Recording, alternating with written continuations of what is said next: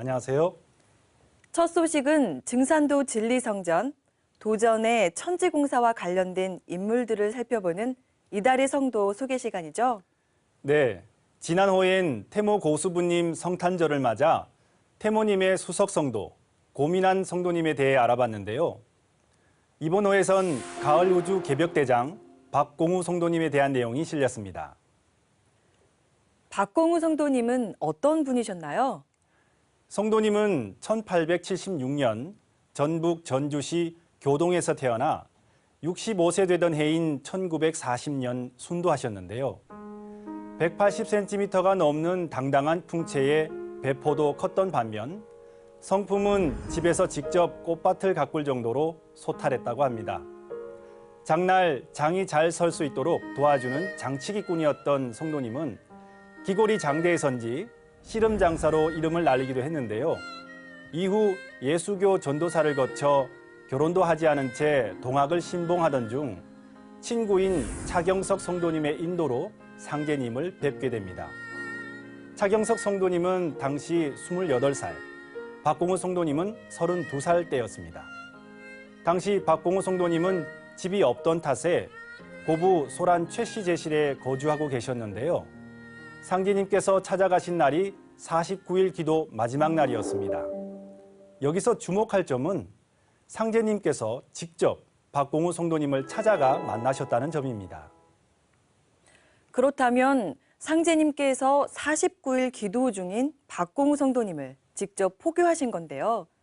참 하나님을 만나기 위한 박공우 성도님의 지극한 기도가 이루어진 거군요. 네, 그렇습니다.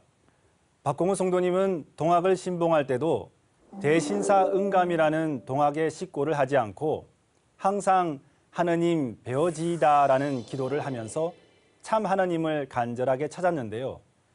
최실 제실에 직접 찾아오신 상제님께서 만날 사람 만났을 적에라고 하시는 말씀을 듣고 그 길로 정읍대흥리로 향하는 상제님을 따르게 됩니다.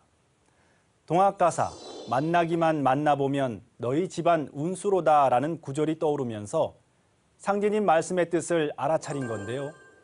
이후 대흥리에 계실 때 내가 오랫동안 식고를 잘 하였으나 이제 만날 사람 만났으니 식고는 내게로 돌릴지어다라는 상제님 말씀을 듣고 평생 소원을 이룬 것을 깨닫게 되었습니다. 참 하나님을 만나겠다는 박공우 성도님의 간절함이 전해져 오는데요. 상제님의 천지공사에서 어떤 역할을 맡으셨는지 궁금합니다. 네, 상제님께서는 성도들의 기국과 믿음에 따라 상생의 새 질서를 여는 천지공사의 역할을 맡기셨는데요.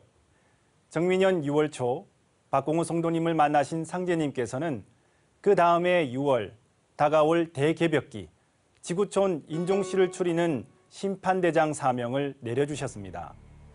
무신년 여름 대흥리 마당에서 상제님께서 만국대장 박공우, 신대장 박공우 하시면서 큰 소리로 명하신 건데요.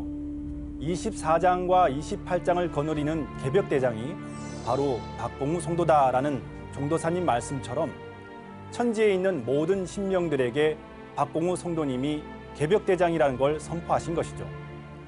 그리고 인류의 선악을 심판하신 공사, 만국의원 도수에도 참여시키셨는데요.